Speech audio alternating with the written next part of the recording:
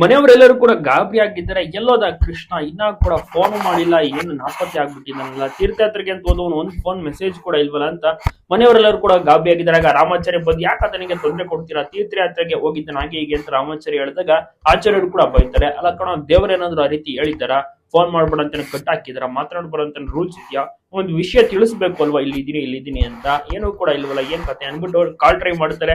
ಆ ಫೋನ್ ರಾಮಾಚಾರಿ ಬಳಿ ಇರುತ್ತೆ, ರಾಮಾಚಾರ್ಯ ಕಟ್ ಮಾಡ್ತಾನೆ.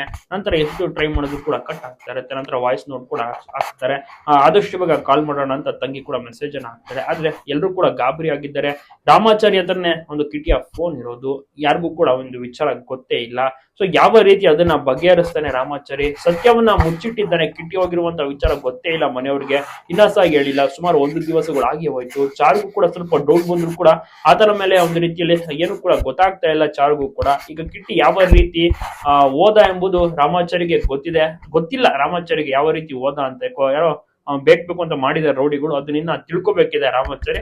ಜೊತೆಗೆ ಇಲ್ಲಿ ಮನೆಯವರಿಗೂ ಕೂಡ ಒಂದು ವಿಚಾರ ತಲುಪಿಸಬಾರದು ಅಂತ ಒಂದು ಉದ್ದೇಶ ಆಗಿರುತ್ತೆ. ಮನೆಯವ್ರಿಗೆ ಗೊತ್ತಾದ್ರೆ ಅವ್ರು ಗಾಬರಿ ಆಗ್ಬಿಡ್ತಾರೆ, ಸ್ವಲ್ಪ ರೀತಿಯಲ್ಲಿ ಅವರಿಗೆ ಇದೇ ಆಗ್ಬಿಡುತ್ತೆ ಅನ್ಬಿಟ್ಟು ಆತ ಸತ್ಯವನ್ನ ಮುಚ್ಚಿಟ್ಟಿದ್ದಾನೆ. ಯಾವಾಗ ಸತ್ಯ ಗೊತ್ತಾಗುತ್ತೆ ಅದನ್ನು ಕೂಡ ಕಾದು ನೋಡ್ಬೇಕಿದೆ. ನೀವೇನಂತೀರ ಇದ್ರ ಬಗ್ಗೆ? ತಪ್ಪದೆ ಕಮೆಂಟ್ ಮಾಡೋದನ್ನ